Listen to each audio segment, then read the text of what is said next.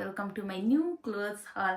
आज चाहिँ मैले नयाँ किनेको लुगाहरू तपाईँलाई देखाउनु गइरहेको छु। सायद लगाएर देखाउनु चाहिँ म भ्याउँदिनँ होला, यतिकै म देखाउँछु हैन। So guys, without wasting our time let's start. सुरुमा यो ठुलोदेखि गरौँ ल। ओके, यसमा चाहिँ छ, यो चाहिँ मैले अनलाइन लिएको है गाइज। यो चाहिँ ड्रिम्स वेयरबाट मैले अनलाइन लिएको, किनकि यहाँदेखि चाहिँ म किन अनलाइन लिन्छु भने यहाँको चाहिँ मलाई एकदम लुगाहरू एफोर्डेबल लाग्छ हैन, जस्ट ठिक्क ठिक्क रेन्जमा लाग्छ। अनि त्यही भएर म चाहिँ प्रायः जस्तो यही ड्रिम्स वेयरबाट अनि अर्को डिजाइन क्लोथिङबाट पनि लिन्छु म। यो दुईटाबाट चाहिँ अनलाइन लिन्छु। यो चाहिँ पफ ज्याकेट, वाउ, यसको यो चाहिँ मलाई एकदम मन परेको क्या। यसको क्वालिटी पनि एकदम राम्रो छ हैन। अनि यसको प्राइस पनि कति थाहा छ? 1050 मात्र हो गाइज, ओन्ली 1050 यसको प्राइस चाहिँ। सो यसलाई चाहिँ सेट वाउ, यसलाई चाहिँ मजाले यस्तो गरेर लाउने कस्तो देखेको छ मलाई।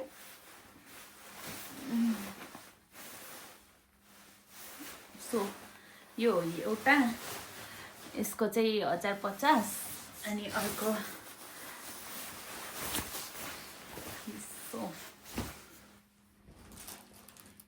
अनि छ मसँग यो टी-नेक चाहिँ रेडमा छ, अर्को व्हाइटमा पनि छ। त्यो चाहिँ मैले धोएर सुकाएको थिएँ, मैले सँगै ल्याएको होइन। म त्यही एकदम क्लास जाँदाखेरि बिजी भएर मैले जुस ओपनिङहरू गर्नु भ्याएको थिइनँ नि त। यो आएको लगभग 1 हप्ता हुनु आँटिसक्यो, मैले ओपनिङ गर्नु भ्याएको थिइनँ। अनि यो चाहिँ रेडमा छ, व्हाइट चाहिँ मैले माथि धोइरहेको छु, आइ एम सरी। अनि यहाँ चाहिँ भित्र फर टाइपको पनि छ है। अनि यसको प्राइस चाहिँ मलाई पर्यो 900। This so nice. यो भयो दुईटा।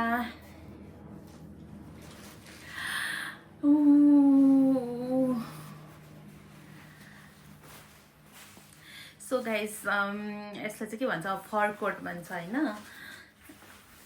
यो पनि मलाई एकदम मन परेको क्या, एकचोटि हेर्ने बित्तिकै मन परेको है। कस्तो देख्यो, वाउ, यस्तो छ।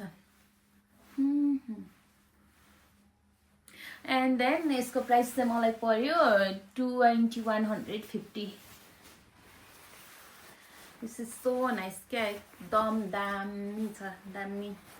यिनीहरू चाहिँ अब अलिक हल्का जाडो आउनुपर्छ यो लाउनुको लागि। अहिले यो लाउनु मिल्दैन, अहिलेसम्म 3टा भयो। अब छ मसँग यिनीहरू चाहिँ मैले यहीँ तल किनेको है, बाटोमा आउँदा आउँदै। अनि यो एउटा पिङ्क कलरको फरवाला सुरुवाल भयो। अनि यसको चाहिँ भित्र फर छ, यो चाहिँ एकदम तातो हुन्छ। यसमा मैले व्हाइट कलरको लिएको थिएँ, त्यो चाहिँ मैले व्हाइट कलर समथिङ ब्राउन कस्तो कलरको छ, त्यो चाहिँ मैले माथि धोएर सुकाएको छु। मैले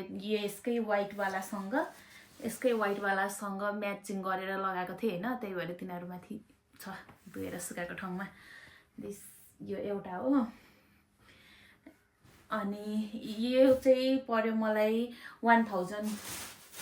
अनि छ मसँग गाइज,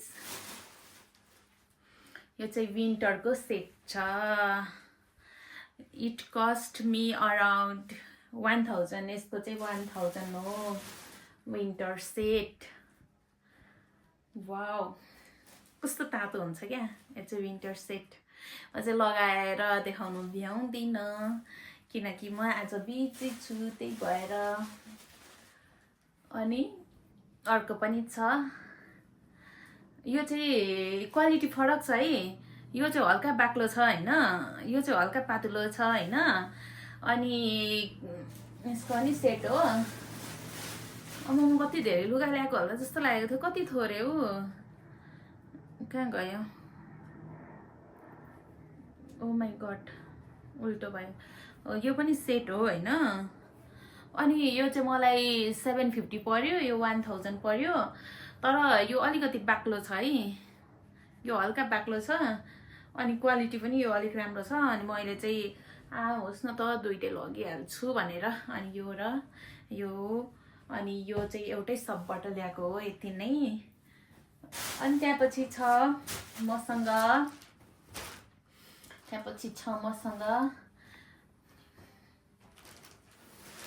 यसको सल कहाँ गयो, सल पनि छ। त्यहाँपछि छ मसँग कुर्ता।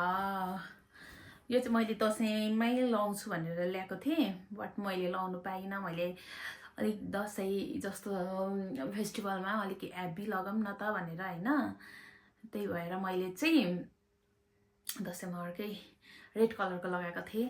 अनि यो चाहिँ मैले लाउन पाएको छुइनँ। अब अहिले त लाउनु पनि सकिँदैन, अहिले विन्टर आयो। यसको प्राइस चाहिँ 1500। यसको सल पनि छ तर त्यस्तो दामीवाला चाहिँ छैन, ठिक ठिकैवाला छ।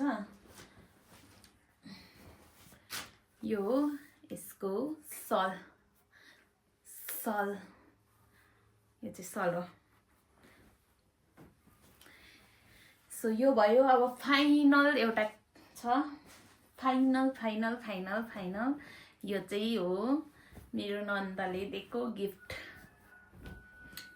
सो यो चाहिँ मैले अलिक मिलाएर लाउनु पर्ने हुन्छ, बट एकदम दामी देखिन्छ मैले लगाएँ भने। So I am loving this. कहिले हुन्छ, चाँडै लगाउन पाऊँ, यही हो। So thank you for watching. Okay, bye bye guys.